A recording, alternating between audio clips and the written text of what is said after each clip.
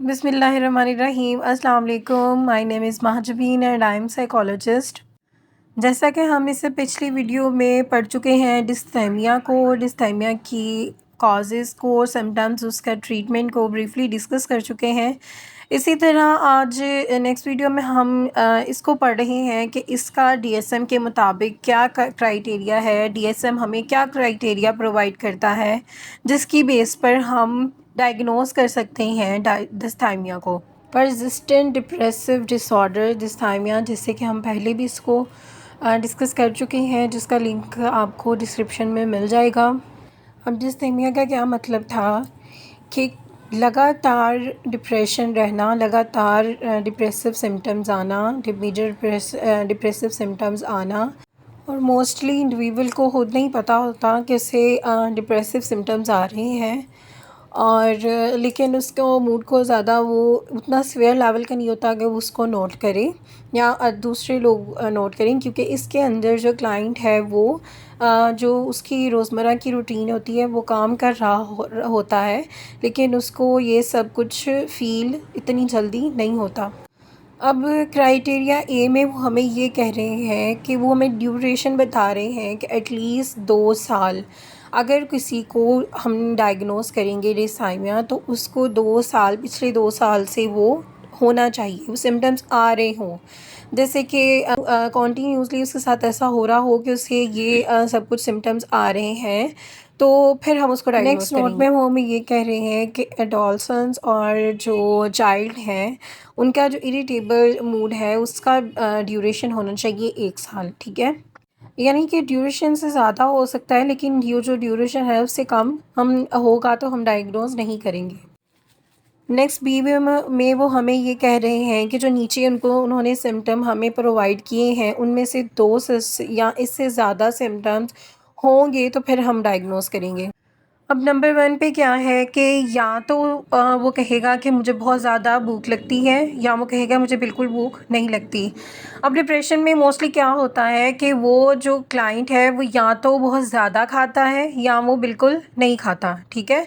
इसमें या तो वेट लूज़ हो जाता है बहुत ज़्यादा, ठीक है, या वो यानी 5% आपका जो वेट है वो उसको कहेगा कि मुझे जब से ये इशू है 5% वेट मेरा या तो लॉस हो गया या मेरा वेट बहुत ज़्यादा बढ़ गया है।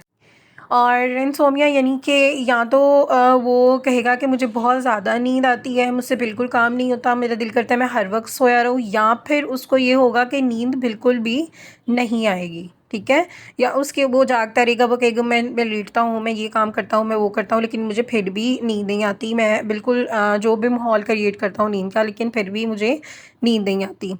या वो ये कहेगा कि मेरी एनर्जी बिल्कुल लो हो गई है, वो कंप्लेन करेगा कि मेरे मुझसे कोई भी काम नहीं होता, मेरे में एनर्जी नहीं है, और मुझसे बिल्कुल भी जो मैं रूटीन के काम कर रहा था मुझे वो करने को दिल नहीं करता, या वो इस तरह की वो आप लोगों को आके कहेगा। या फिर वो ये कंप्लेन करेगा कि मैं थक जाता हूँ बहुत जल्दी, मैं काम करता हूँ, ठीक है, तो पहले ऐसा नहीं होता था, लेकिन अब ऐसा होता है कि जब मैं काम करता हूँ तो मुझ में एनर्जी नहीं रहती और मैं बहुत जल्दी उस काम से थक जाता हूँ, और फिर मैं रेस्ट करता हूँ या फिर मैं टाइम लेता हूँ, उसके बाद फिर मैं दोबारा काम करता हूँ, वो ऐसी कोई कंप्लेन करेगा, ठीक है।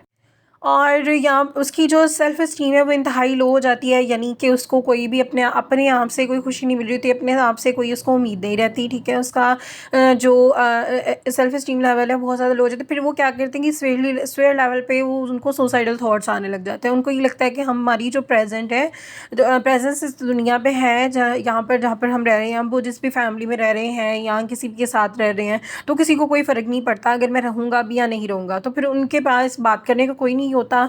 तो इस वजह से जो उनके मसले होते हैं वो ओवर थिंकिंग कर करके सुसाइडल थॉट्स तक पहुँच जाते हैं, या तो वो अटेम्प्ट भी करते हैं, ठीक है।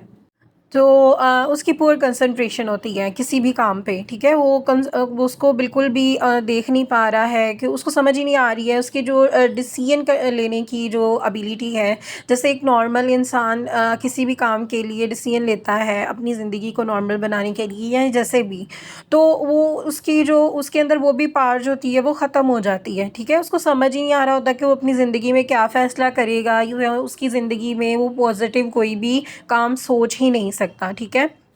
और उसकी जो फीलिंग है वो बिल्कुल होपलेस फ़ील करने लग जाता है। उसे ये लगता है कि उसके पास कोई भी उम्मीद नहीं है, कोई अच्छा काम करने की है ही नहीं है। उसको फ्यूचर में ऐसे लगता है कि मेरा फ्यूचर भी जो है वो भी बेकार है और मेरा प्रेज़ेंट भी बेकार है। और ऐसे लोग क्या करते हैं मोस्टली कि अगर वो किसी काम में फ़ेल हो जाते हैं तो वो उस काम को लेकर अपने ऊपर रिलेट करते हैं कि मैं ऐसे नहीं कर पाया, मेरी वजह से ऐसा हुआ है और आगे भी कोई अच्छा काम मेरी ज़िंदगी में नहीं होने वाला। ठीक है?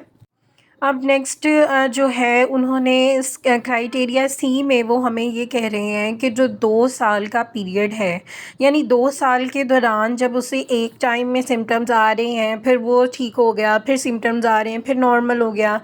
तो ये जो उसके दरमियान में वो ड्यूरेशन जिसके अंदर उसको सिम्पटम्स नहीं आ रहे ना, उसके अंदर 2 मंथ कॉन्टिन्यूसली ऐसा टाइम ना हो जिसमें वो हमें ये बताए कि 2 महीने ऐसे गुज़रे लगातार जिसमें मैं बिल्कुल ठीक रहा, मुझे कोई भी सिम्पटम नहीं आया ना मेजर डिप्रेसिव का, ठीक है? मुझे कोई भी सिम्पटम नहीं आया और मैं बिल्कुल नॉर्मल अपनी लाइफ गुज़ारी है, तो फिर हम उसको डायग्नोज़ नहीं करेंगे। कोई भी ऐसा मंथ ऐसा नहीं जाना चाहिए 2 मंथ लगातार कि उसको सिम्पटम्स ना आए हों, ठीक है? उसको आने चाहिए।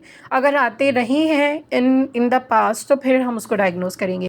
क्राइटेरिया बी में जो उन्होंने हमें सिम्पटम्स बताए हैं वो मेजर डिप्रेसिव के साथ रिलेटेबल थे, ठीक है? तो फिर हम देखें क्राइटेरिया डी में वो हमें ये कह रहे हैं कि जो डिप्रेसिव डिसऑर्डर है, जो मेजर डिप्रेसिव डिसऑर्डर है उसके सिम्पटम्स भी प्रेजेंट हो सकते हैं उस टाइम में जिस टाइम में उसको सिम्पटम्स आ रहे हैं, तो वो सिम्पटम्स भी उसके अंदर इंक्लूड हो सकती हैं। नेक्स्ट क्राइटेरिया ई में वो हमें ये कह रहे हैं कि मैनिक एपिसोड और हाइपोमैनिक एपिसोड जो हैं वो उसके अंदर अगर उसके सिम्पटम्स आ रहे हैं, अगर वो सिम्पटम्स हैं, तो फिर हम उसको डायग्नोज़ नहीं करेंगे इसके साथ, क्योंकि हम मैनिक एपिसोड में जो एक्साइट है वो ज़्यादा होती है, लेकिन हमने इसमें क्राइटेरिया ए में पढ़ा है कि उसका जो क्लाइंट का मूड है वो लो होता है, तो फिर हम उसको डायग्नोज़ नहीं करेंगे।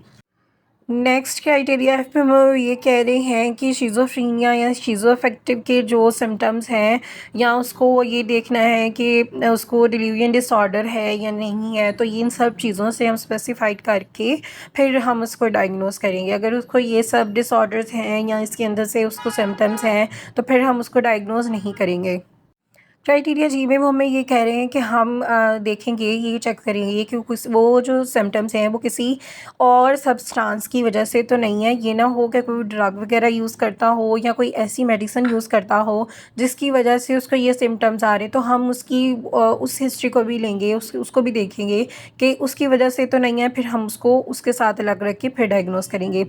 और यहाँ वो कह रहे हैं कि कोई ऐसी मेडिकल कंडीशन हो जिसकी वजह से उसको डिप्रेसिव सिम्पटम्स आ रहे हों, ठीक है? कोई ऐसी बीमारी, कोई ऐसी फ़िज़िकल कोई ऐसी बीमारी जिसकी वजह से उसको ये सिम्पटम्स आ रहे हैं, हम उसकी वो भी कंडीशन को देखकर फिर डायग्नोज़ करेंगे। लास्ट वन में वो हमें ये कह रहे हैं कि जो सिम्पटम्स उसको आ रहे हैं उसकी वजह से उसकी सोशल लाइफ, ऑक्यूपेशनल लाइफ और उसकी जो अदर एरियाज़ ऑफ फंक्शनिंग है वो डिस्टर्ब होती हुई नज़र आए, वाज़ा नज़र आ रही हो, ठीक है? ज़ाहिर बात है जो हमने सिम्पटम्स पढ़े हैं कि उसका मूड इरिटेबल हो जाता है, वो उसको उसका दिल नहीं करता काम करने को, उसका दिल नहीं करता कुछ भी करने को, और वो बिल्कुल अलग थलग रहना चाहता है दूसरों से। तो वो ये सारी सिम्पटम्स जब आएंगे तो वो बाहर नहीं निकलेगा, वो लोगों से मिलना नहीं पसंद करेगा, वो हैप्पी नहीं रहेगा, तो वो सिम्पटम्स उसकी जो लाइफ है उसको डिस्टर्ब कर रहे होते हैं, तो फिर हम उसके साथ उसको डायग्नोस करेंगे। इसके साथ ही हमारा आज का टॉपिक ख़त्म होता है, और वीडियो को लाइक करें, शेयर करें, चैनल को सब्सक्राइब करें ताकि आपके पास मज़ीद इन्फॉर्मेटिव वीडियोज़ आती रहें। इंशाल्लाह मिलते हैं नेक्स्ट वीडियो के साथ। दुआओं में याद रखिएगा। अल्लाह हाफ़िज़।